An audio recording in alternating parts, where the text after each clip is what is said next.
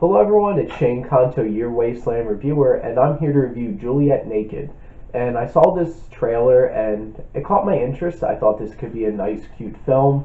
And at first the reviews were a bit mixed, but as reviews started coming in, it got increasingly more positive and got me a little more excited about seeing this film. And I'm glad that I got to go see it.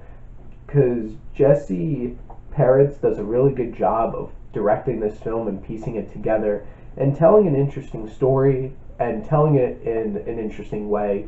Incorporated narration a lot in the film, utilizing them talking out like email correspondence back and forth. And it's one of those moments where I thought that narration was used in a positive way, because narration can just be like over the head, like smacking you, it's like explaining things to you. But the narration in this was more of character development kind of thing. And it is giving a lot of exposition, but it also gives out nice personality of the characters and you get a little better sense of them. So I think it was done well. I thought this film was well paced. I never felt like it was dragging. It takes its time at certain moments, but I think it all works.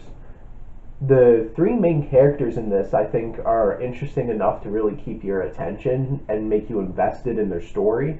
Whether it's Rose Byrne's character, who's the main character, who she's very charming and sells some emotional moments well, and she's a joy to watch in this film. Ethan Hawke, who's playing this over-the-hill kind of artist with a lot of baggage, and he really sells it well. And then Chris O'Dowd, who plays this music-obsessed guy who has a lot of trouble balancing his love for creative works and not being able to be okay with other people with varying opinions. And he sells that very well, and he's actually really, really funny in this film. He is definitely like the comic person in this film, and it made sense. You can tell that from the trailer, and he is the right person to play this character. And it's refreshingly real at moments. There's some things in the story that it's like, I'm glad they made certain decisions like that, because it's like, it made it more realistic and hit more impactfully and didn't make it as melodramatic as it could have been. And it really captures some real awkward moments that if these things happened in real life, they would be super awkward. And this film captures them in a really meaningful way. And I love how music is really incorporated as a highlight of this film. Ethan Hawke's songs that he has in the film, I think, are used really impactfully. And the other music that's chosen in the film really works and captures the spirit of the film. And music in film is really big to me. And the fact that this film was about like musicians and stuff also caught my attention. Remy Adafarasin, who is the cinematographer for this film, I think does a really good job of piecing this together. It's well shot. There wasn't anything super impressive about the cinematography, but I feel like it is a well shot film. The lighting's good, the color palette, it really makes it stick out. And it does have some very interesting things to say about fandom. And there's one particular scene between like this super fan Chris O'Dowd when he finally gets to talk to Tucker Crowe, his idol, played by Ethan Hawke, and some of the fleshing out of where art ends for an artist and begins for a fan, and where that really lies and what it really means to different people in different circumstances. And I think this film does a really good job of that.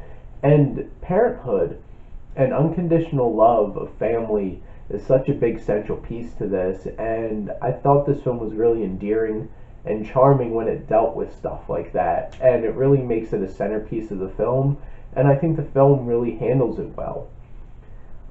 Like, in terms of the film, there are some emotional moments, but like this film isn't like top level, like this is gonna hit you super emotionally. It has its moments, it's charming, it's cute, it has its points where it does hit, but it's not as emotionally impactful as it could have been.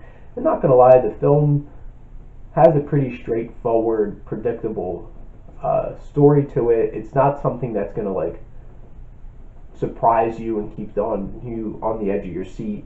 And honestly, the ending kind of wraps up like you might expect a rom-com kind of thing to end up, and it wasn't something that was super surprising or super impactful. And honestly, like, I talked a lot how it had interesting things to say about fandom and parenthood, but this isn't like the super most deep film. It is a really good film, and I really enjoyed it. I thought it was cute, it was charming.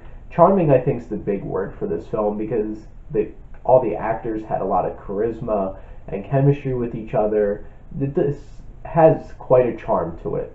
That's the best word that I would describe this film. And it was a really nice film. I really enjoyed it. Go check it out. Got to see it at Princeton Garden Theater. It's playing at usually some of the more independent AMCs and independent theaters. So if you have one of those around, go check out this film. It's worth your time. And thank you as always for checking in with your Wasteland reviewer.